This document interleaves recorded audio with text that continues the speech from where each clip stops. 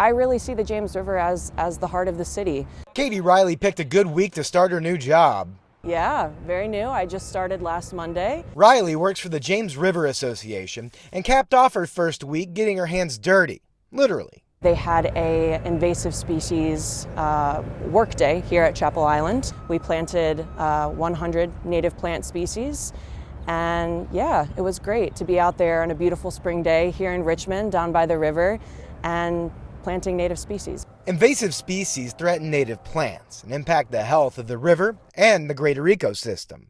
Invasive plant species are a significant threat to our local environment here in Richmond. Justin Doyle heads community conservation for the James River Association. This is a problem because native plants provide habitat for native wildlife. Invasive species, of course, aren't originally from Virginia. Doyle says many times they outcompete other vegetation, leading to habitat destruction. English ivy and kudzu, invasive vine species, they can grow up mature trees and eventually kill trees if they're not removed. And so that's a significant threat to our riparian areas along the James River. 200-year-old tree canopies don't regrow quickly. Invasive species can cause significant harm in natural spaces, but also pose a threat in residential areas.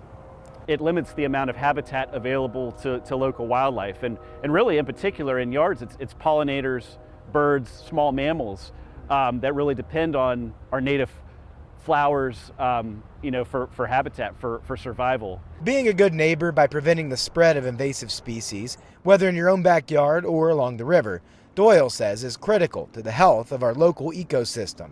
Getting that hands-on experience is invaluable, and it really allows you to visualize what you're looking for in terms of removing invasive plant species. It is wonderful that we have this tremendous natural resource just in our backyards, and I also think that comes with a responsibility to help protect it.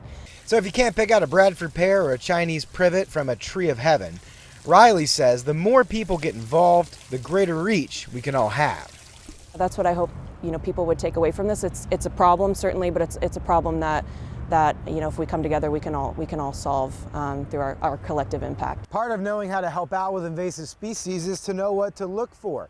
To that end, the James River Association and some of their partners are hosting workshops the next 2 weekends. You can learn more about invasive species and what you can do to help out. We'll put that information on our website. It's WTVR.com. By the James River, Jake Burns, CBS 6.